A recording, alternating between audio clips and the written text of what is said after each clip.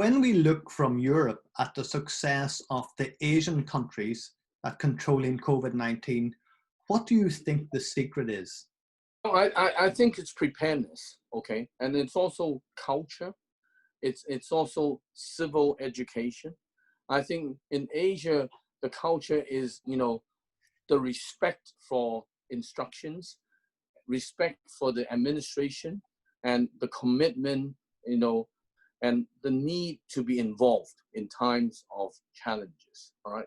Very, very willing to make even personal sacrifices, long hours of work beyond their normal work and all that.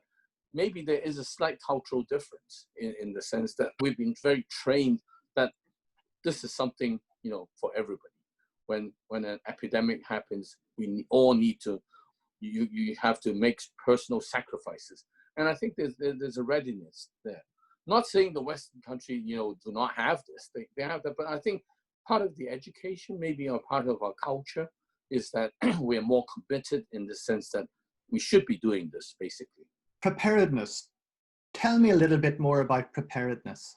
For example, I chair a Institute of Disaster Preparedness and Response, okay? This was set up 4 or 5 years ago. And the whole thing is that we want to increase the public resilience. We want them to know in times of challenges, such as infectious disease and even other natural disasters, what you should be doing, what your responsibility should be, what cautions you be taking. So we educate school children, even school children. For example, Hong Kong, a big threat is climate related, typhoons even, not just, infectious disease. So we always start teaching people the awareness that if something happens, this is what you need to do. For example, in a storm and all that, what you should be doing to the windows, avoid flooding and all that.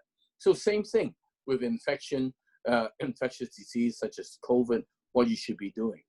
Wash your hands, use a face mask, avoid physical contact, be careful, and then know yourself. If you don't feel well, consult your family doctors. So all this takes time, slowly, as part of the normal education that you may receive at school. We call it public education, public medical education. These are things we should do during good times.